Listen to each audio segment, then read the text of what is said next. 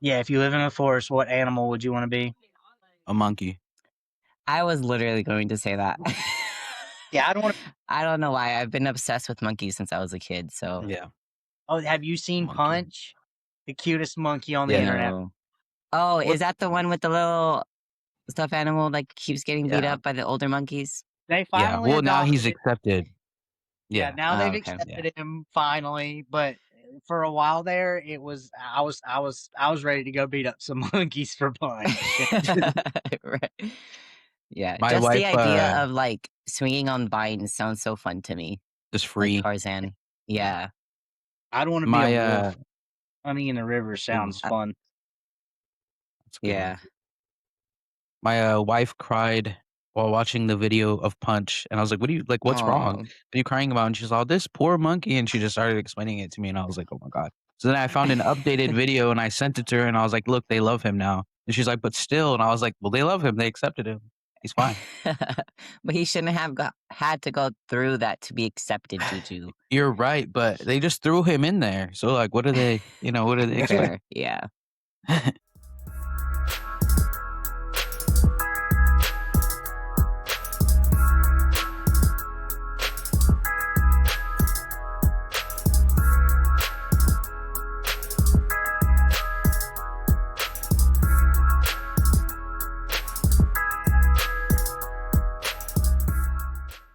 Welcome to Two Guys Unfiltered, a podcast where we will let LGBTQ people like you share their story, the funny ones, the hard ones, and everything in between. I'm Juju.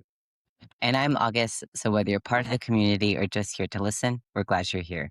Our guest today is Tobias. He shared his transition story and thoughts about trans inclusivity in sports. So, with that, we want to know from you guys, what are your thoughts on how to make trans sports more inclusive, more trans inclusive specifically? Should trans people have their own sector to compete in? Or what other ways do you guys have in mind to allow competitions to be more fair for everyone? Now let's get into it.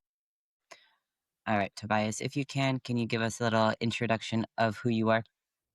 I'm Tobias. I'm 31. I live in the upstate of South Carolina. Uh, I am not only a senior technician with my company as a construction consultant, but I'm also a safety coordinator for my office. So it's pretty fun having two hard hats at the same time. Yeah. And then when did you come out? How old were you? I couldn't tell you the exact age because I'm not good with age math, but I came out in September of 2017, and I started testosterone in August of 2018. So a little under a year later, I'd started my medical transition. So Sweet. that was And how did people in your life react when you came out? I I called a couple people and was kind of like, hey, you know, this is who I am. I want to start going by this name. Um, and I would hope that you would respect that. And couple people were like, okay, whatever, it's just a phase because you're hanging out with these people and that person, and that's they're trans, and so that's. And I was like, no, but okay. My grandmother, it took her years to come around. I mean, within the last 2 years, she finally started calling me her grandson and started calling me. She doesn't call me Tobias; she calls me Toby, but it's better than what she was calling me. Other people have kind of wrote me off because they just didn't want to deal with it. I'm mentally ill, whatever, all the normal things that people say when they don't understand something, instead of sitting down and ask questions. And then I had other friends sit down and spend 4 or 5 hours asking me questions, wanting to know the knowledge, and like, hey, look, I respect you and I love you and I look at you like a brother and I don't want to lose you as a friend. Please inform me. And to the best of my ability, I informed them. And some of those people are still in my life, some aren't. And the best way I've learned to cope with the people that have walked away is the same phrase everybody hears is some people come into your life to be blessings and some people come into your life to be lessons. And those Mhm. lessons that were had could have been blessings in those moments, but they weren't meant to stay around for a long term, and that's okay.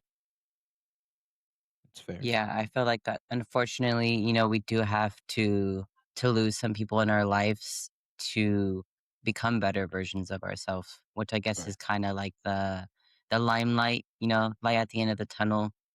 Um Unfortunate that it has to happen, but I feel like at the end of the day it makes us a better version of who we are by going Yeah. through that. And what's something someone didn't warn you about starting testosterone but definitely should have? How hungry I would be, um, Yeah. that that is crazy. After I do my shot, I get pretty hungry. Um, but I also have an eating disorder, so it fluctuates. It's weird. But then there's also the smells. No one really warns you about the smells. Your smells change, so you might have to experiment with different deodorants because the deodorant that Mhm. worked before might not work now.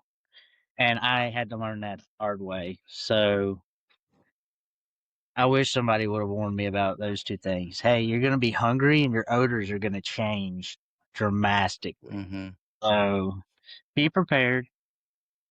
The hunger part was something I definitely wasn't, expecting. Like, I would eat, like, maybe 1 or 2 meals a day before testosterone, and then after, I needed to eat something, like, every 2 hours or else I would pass out. Oh, I ate Not like a actually pass out, but my grandparents were worried about me there for a while because I ate like a bird. I would peck at my food and just barely eat anything. And they're like, "Are you okay?" Yeah, I'm just not hungry. And I weighed like 115. I was oh, wow. skin and bone basically. So like now I'm up to 165, and I'm like, I'm a big boy. I'm feeling good. Like I mean, I'm not mad about it, but I'm also training to be a strong man. So I need to put on a little bit of Right. mass. Mhm. No, yeah, I feel it right now because 'cause I've been off of testosterone for a few months now, and I can see my eating habits go back to how it was before, which is not a healthy thing, but I like at least I'm recognizing it and, like, being more mindful about it, so Mhm. I definitely could relate to the smell thing, like having to change like deodorant or like mess around with a couple different deodorants. Um, I could definitely understand that too. mhm. And what would you say? I know you talked about it a little bit with like coming out, but what would you say is like the hardest part of your transition so far? I'd have to say dating. Dating has been a very difficult part, especially being down in the deep south.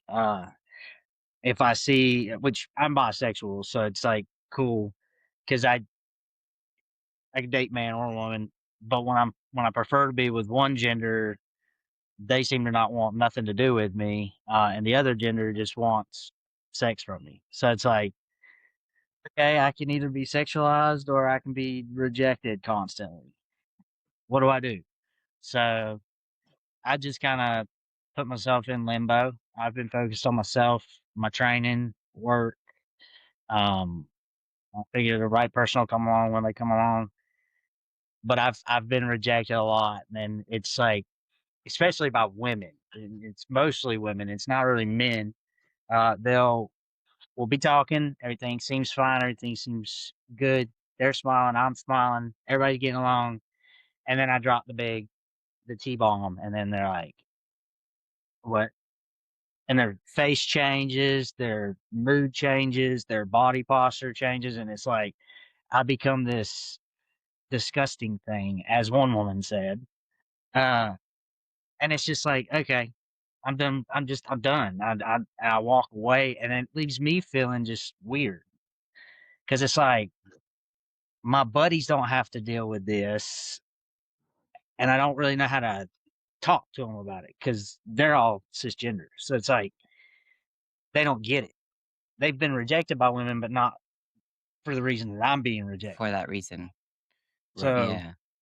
That's so that's so disheartening. I'm sorry that you have to go through that because it's like they obviously are showing interest in who you are as a person, but because of that one thing, like they can't look past it. Like that's so frustrating. Well, and it's crazy to me.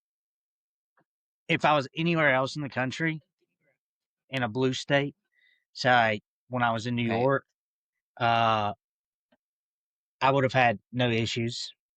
They would have been like, "Oh, okay," and we would have got along fine. It's Yeah. down in the South, especially, is where I've seen it the most, where people are so uneducated. And the uneducated are the ones that seem to be like, I don't want to be educated, and I don't understand why. Because the best thing I've ever come up with is if you took away genitalia, no one can tell you what defines a man and what defines a woman. No one can. There's not a single person that can. Well, this defines it. Nope. You take away genitalia, you take away gender altogether, and it's a social construct to begin with. That's what people don't want. They don't want to. They don't want to talk about the truth of the thing. So for me, it's like if a guy gets in a motorcycle wreck and loses that appendage down there, is he no longer a man? I mean, if a woman gets breast cancer and has to have these cut off, and then for some reason gets ovarian cancer and has a bunch of surgery, does that no longer make her a woman because she can't conceive and carry a Right. child and breastfeed? No, none of that. That's what's crazy to me. Hmm. Mhm. Yeah. The lack of critical thinking skills on their end is baffling. Even just, like, separating, like, sex and gender in general, they don't understand that either. So, interesting. I've just tried to figure out how people, especially people who have sat in the same classrooms as you, and we'll use anatomy class for an example, and then they still use the same arguments. Mhm, Well, this, and I'm like, no. My other thing is when they do that, they exclude an entire population of people, which are our intersex friends who are born with both genitalia. You're excluding them people. You're basically saying that they don't exist, and that's But yeah, it's just the bottom line is they don't care about anyone but themselves. So like they will never take into account intersex or trans people when it comes to things like that, which is like again baffling to think that you can think that way, like only care about yourself and literally nobody else, but then yet try to call yourself like a Christian or a Catholic where you love your neighbors and all of this stuff, but then you and want don't to abide by those moral rules. and vote for legislation that takes care away from us. Right. You don't care, but then you do care. It is a like where does the line get drawn to where you're caring or don't care? Stop intervening because you're saying you don't care, but then you go to the extent of well, we don't want you to have gender affirming care. We don't want you to be able to do this, that, or be out in public. We don't want you telling people about it, Right. but then you don't. My brain goes to the whole like women's sports, trans women in sports argument of like men don't belong in women's sports. Okay, name 5 women athletes. I don't know any of them. Well, then you There's don't care about women's sports. Like, there's what right. the fuck? And there's also, I just found out it was like last week or the week before last, a cisgender woman broke the world record for the Hercules hold, which is in the Damn. competition. She beat all the men's records.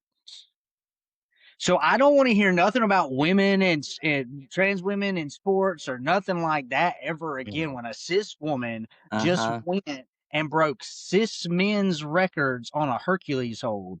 If you don't know what that is, it's basically two big, heavy pillars where you've got these things you got to hold, and it's basically pulling your chest apart, and you've got to pull them and keep it from pulling you apart, and whoever can hold it the longest, they're the best in the world, strongest in the world, and she has beat every cis man. So I'm like, I don't want to hear nothing about trans women in sports ever again.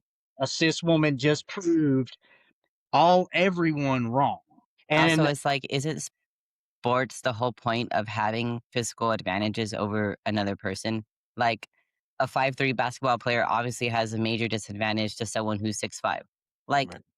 yet they still play on the same teams and against each other. yeah, And right. then my thing is like with me training strongman, I obviously wanted to know if there were more trans people in the sport. I put a video on. I have not really heard much on it. There was one person commented and said that their dad or somebody was, um, but I still haven't heard much about it. And if there are any strong men, trans men, or trans women out there, I would love to be friends with them. That would be great. Um, but there was one that I did find there was a lot of controversy over. I think it was last year. It was a trans woman who competed in the strongman competition in Texas, and because Texas passed the laws last year where uh, you have to play in the sport of the gender that you were born as. Um, so they basically she won overall in the strong woman competitions. She won overall. The woman that placed second, to me, was a sore loser. Um, Complained to the board because I guess she found out she was trans, and they basically stripped her medal away from her.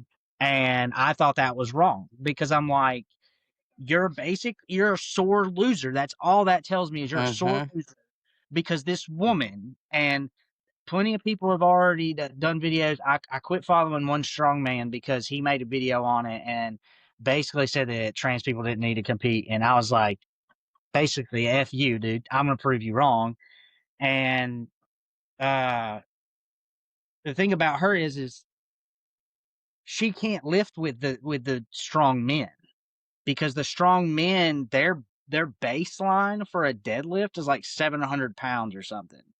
Her That's max crazy. on a deadlift for a strong woman was like 630. So she wouldn't even make the minimum. So why would she Mhm. go and compete with the men when she knows that that's not where she needs to be?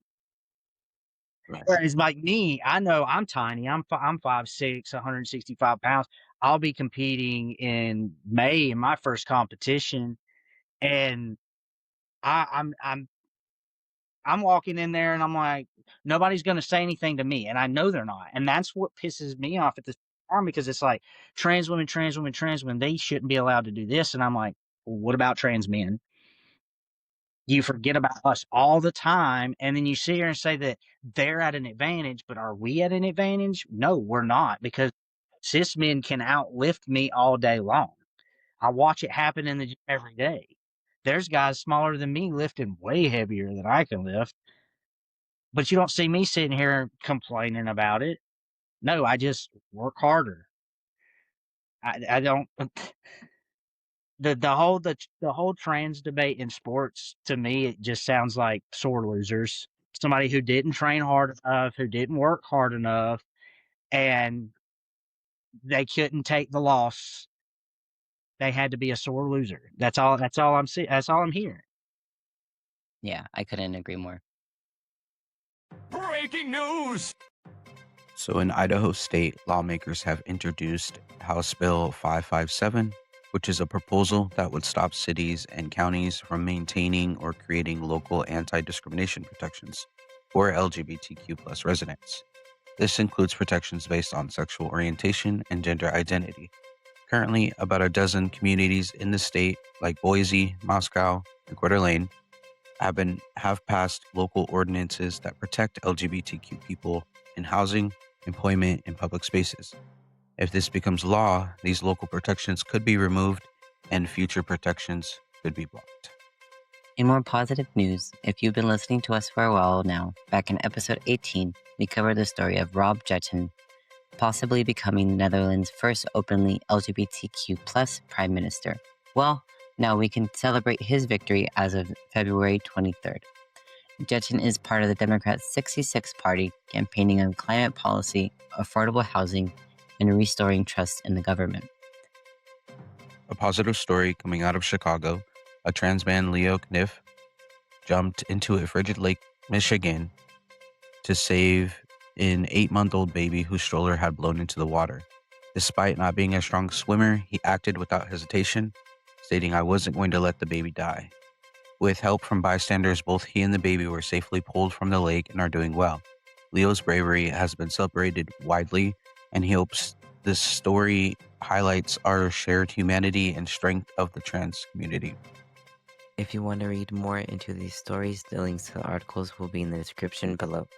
And then on the flip side, what's been the most joyful part of your transition so far? I'd have to say I got top surgery last year, which I've done my Congrats. I've done I've done my transition all types of wonky.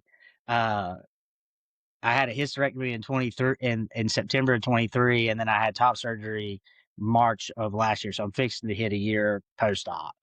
Um, and going to the lake, my buddy went with me, and so he got to experience it with me, and he said it was probably he said it was a really good day because it was cool to see me getting to experience my joy. And I got to go to the lake and take my shirt off and swim with no shirt on for the first time, like ever. And it was just the best feeling ever. I don't, to the guys out there that have had top surgery and gone swimming after, you understand. Like it's a Mm-hmm. very different feeling. That's what I'm waiting for. So I had top surgery in September last year. And so I'm just waiting for the summer to be able to swim like shirtless. I was, I looked up and got mine March because when I'd gone to see her, I'd quit smoking cigarettes, but I hadn't quit vaping yet. And she was like, I'm not going to do surgery until you quit vaping. And I was like, you are determined to get me to quit the nicotine altogether. And she said, yes. And I was like, okay. So I quit it, and I'd sent her a message, drove 2 hours down there to see her for her to go, you quit vaping? I said, yeah. She said, okay, I approve it. I had to drive 2 hours for you to tell me you were going to approve it. Okay, cool. So Right. they sent me a text like a few weeks later, and they were like, "These are the dates we got." I picked the first available. I was like, "I'm not even. You can't give me 3 dates. You should have just known it was going to be the first one." I've Mm-hmm. been waiting Right. years Whatever for is this. closest, I'll take it. I had the hysterectomy because I had to have it. It was I was on testosterone. We tried the blockers, and I was still having issues. So the next step would have been a device in my arm, but she was like, "That might not work." And you'll have to have it replaced in 2 years anyways. And I was like, okay. And then what? And she said, my favorite part, surgery, but that's up to you. And I was like, oh, we'll go ahead and do it. You ain't got to tell me twice. I never wanted this to begin with. Take it. I'd take it. So, and then, into October of last year, I flew up to New York. I saw Dr. Andrew Moreno, for phalloplasty. And so I go at the end of April to New Jersey to see the surgeon he works with for, let me make sure I say the right one, the vaginectomy. So I'm going to get that scheduled and then hopefully be able to get the first part of Fallios scheduled. And then I'm hoping by the end of 2027, beginning of 2028, I'll be done. And all I'll have to worry about is testosterone. Mm-hmm. That's exciting. We've had more guests talk about bottom surgery recently, so Mhm. I think it's because fun hearing the different perspectives of it. it's yeah, I was originally gonna go with MLD, which is where they take it from your back. Only because I didn't really want an arm scar. But after going up and him showing he we talked about MLD, we talked about uh ATL, we talked about RFF, we talked about it all. Just because I wanted to cover all my bases. He showed me pictures from everything, walked me through everything, and he was like, honestly, like your best one is gonna be the RFF.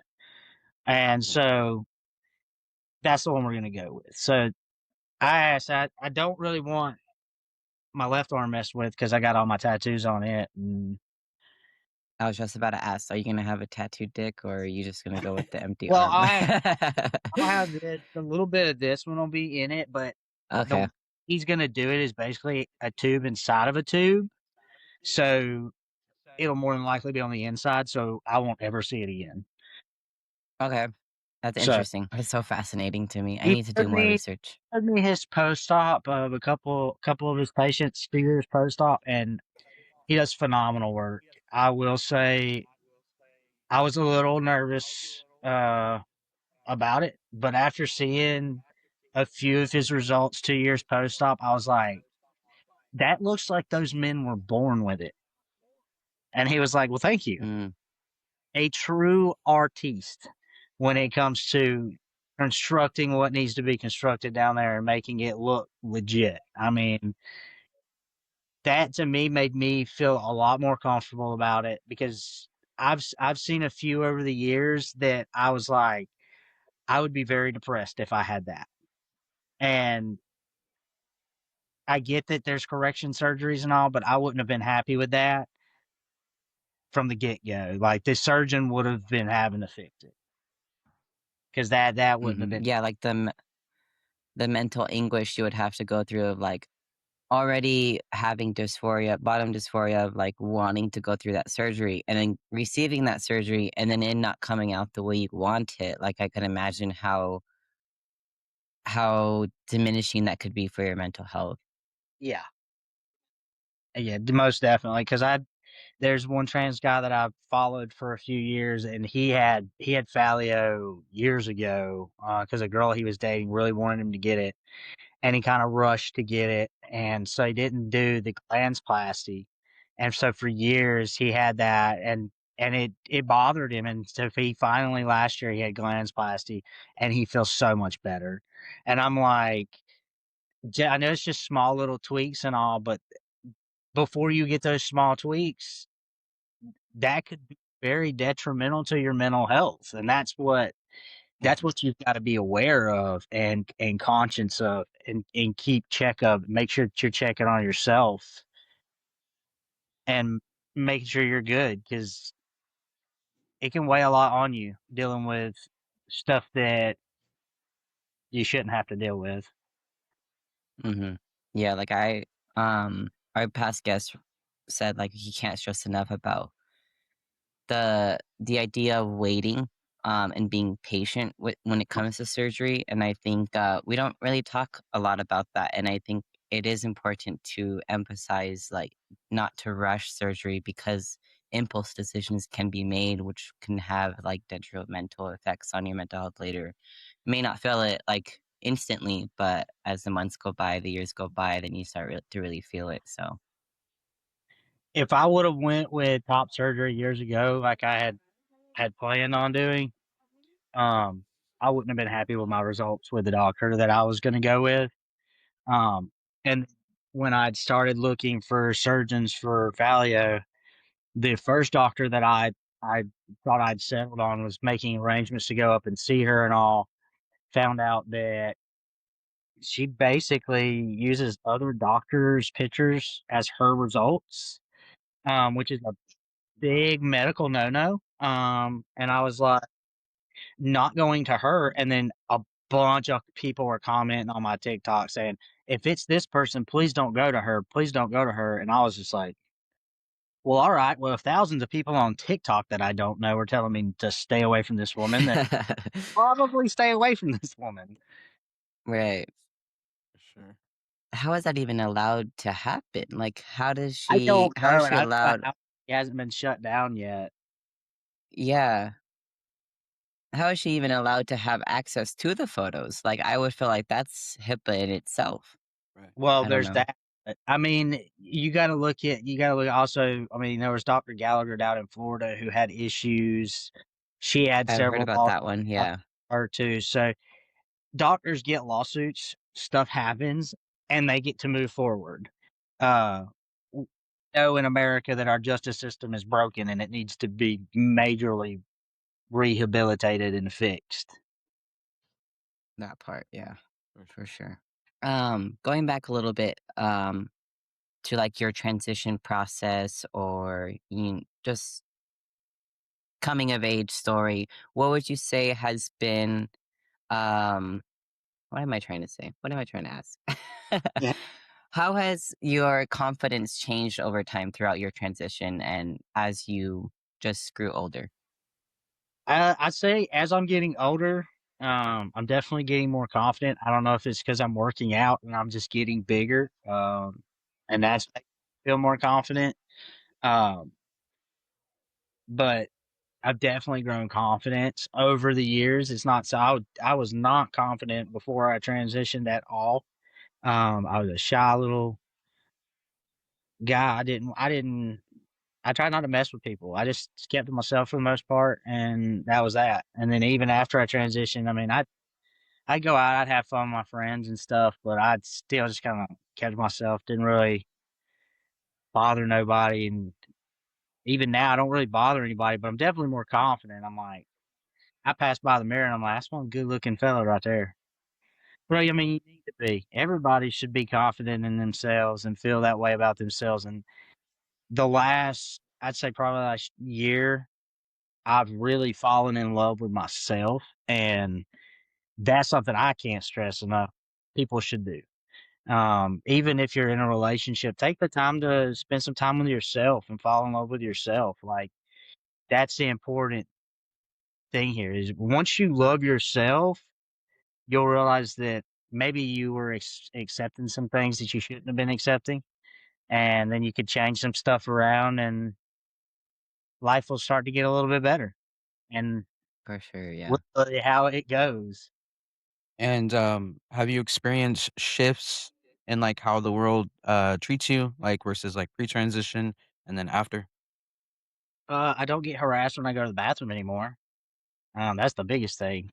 Before transitioning, going to a women's bathroom, I'd get harassed. There's a man in here. There's a man in here. They'd go and get staff or whatever. Um, one of the bars I would go to, I knew all the bouncers. I knew all the bouncers. I knew almost all the bartenders. I knew the owners. I knew the head manager. I knew almost everyone that worked there.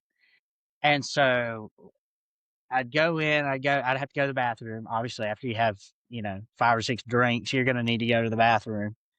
And so I'll go to the bathroom and there would be a girl or something, "Oh my god, there's a guy in here." And then I'd just go, "There's not."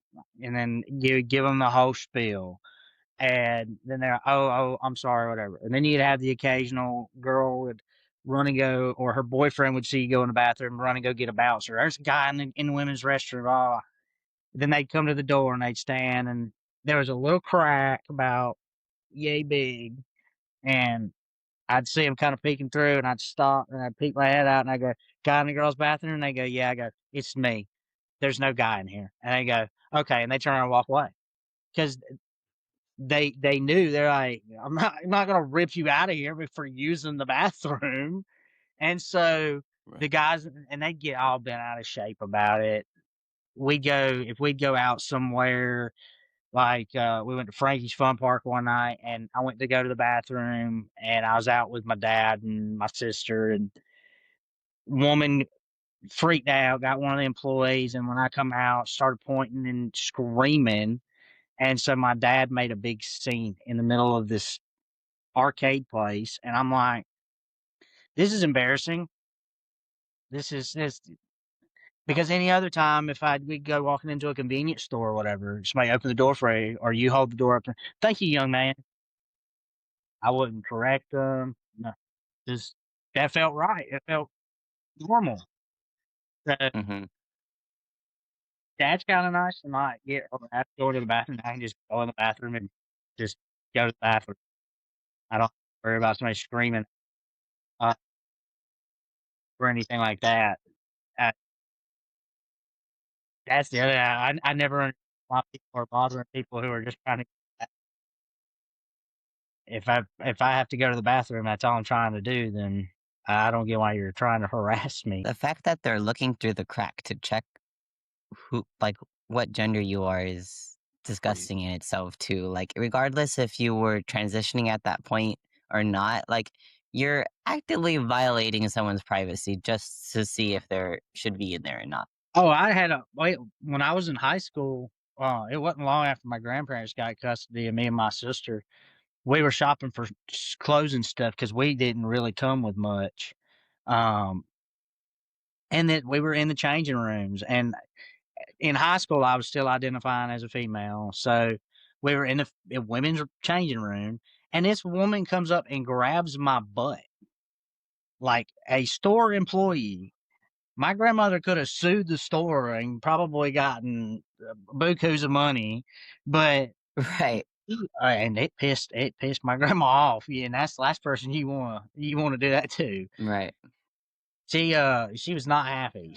What gives you the right to grab my grandchild like that?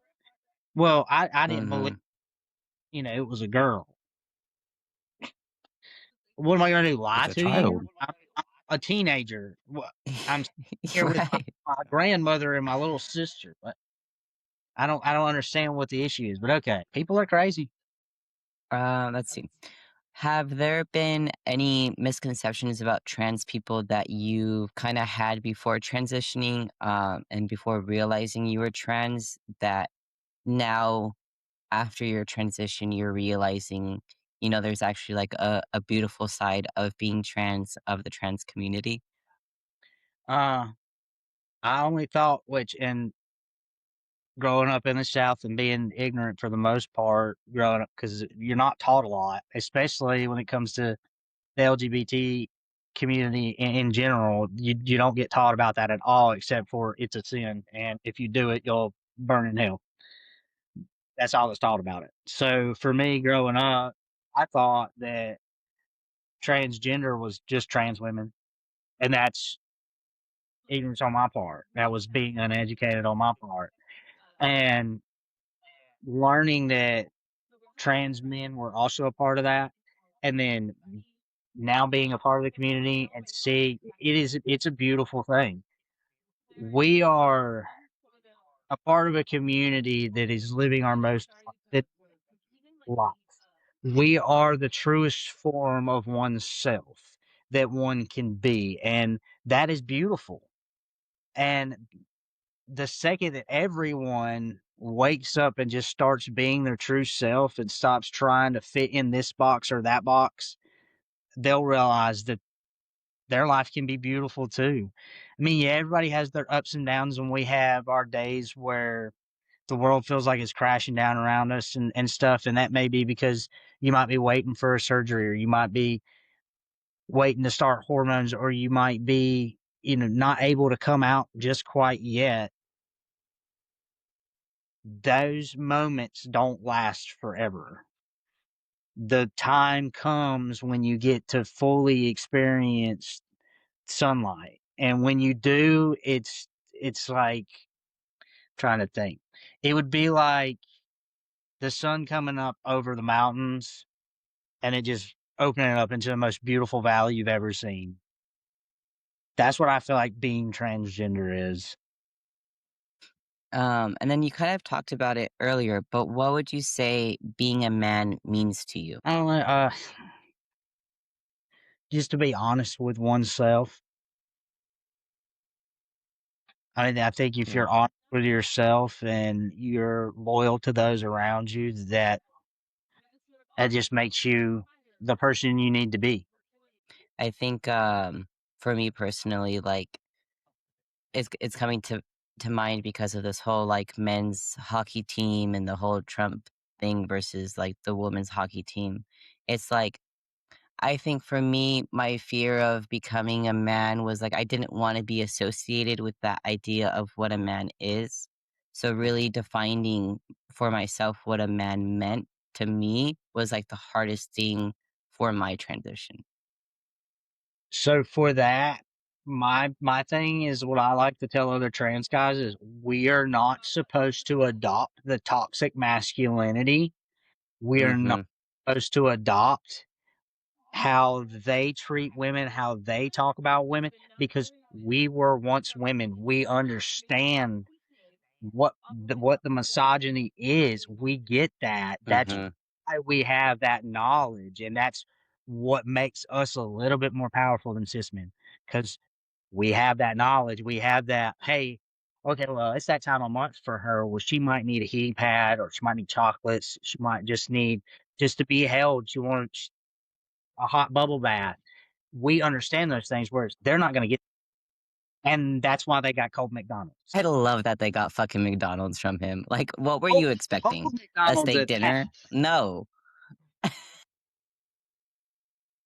And then lastly, what hopes do you have for the future, for yourself, and for the trans community as a whole? I hope that we're all more accepted. Um, as the years go, I hope that it becomes more of stuff, but I hope it's more talked about in the sense of people are getting educated and understanding and taking the time to sit down with trans people and have conversations and understand them for who they are, because that's what's important here. And the problem is people aren't sitting down, they're not having those conversations. They're just taking what, oh, I heard this and I heard that, but they didn't go and fact check it.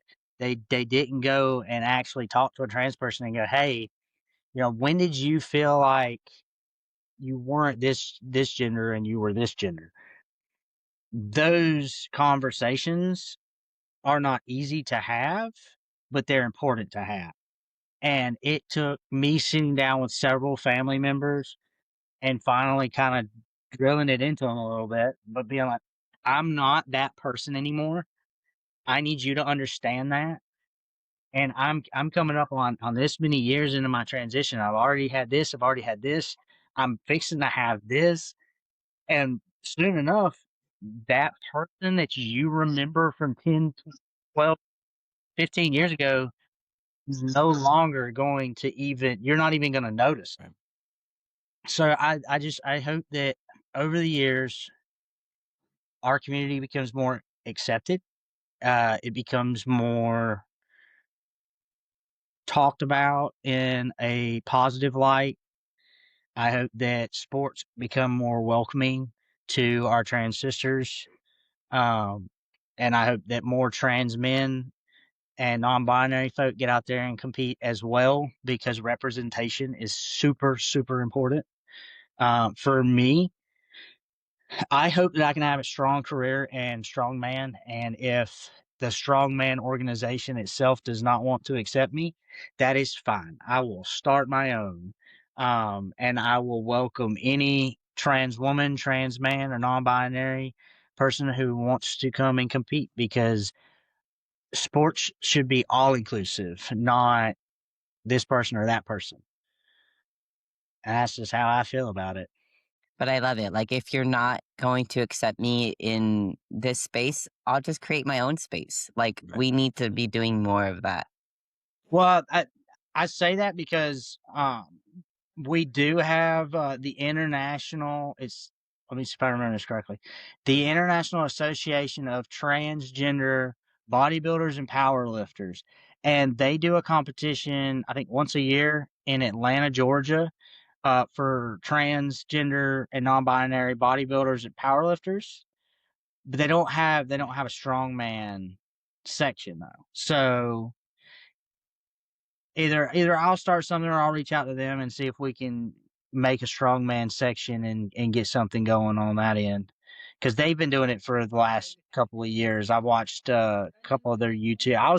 I was gonna compete in the bodybuilding last year, but I was not quite ready when it came up time. So I switched over to wanting to do strongman because I like lifting heavy stuff. So Yeah, I need to look into that. That's the first I heard about the transgender bodybuilding space. Yeah, me too. Like, I see a lot of, like, trans guys on TikTok that are, like, bodybuilders and stuff like that, but Right. never, like, knew there was Not something competing officially out specifically for like a trans group. Yeah. there. Yeah, yeah. Hmm. So that's a wrap on today's episode of Two Guys Unfiltered. A huge thank you to Tobias for sharing his story. If today's episode resonated with you or reminded you of your own, we would love to hear from you. Click the link in the description to fill out the form if you're interested in being our next guest. And don't forget to like, subscribe, and share this episode with someone who needs it.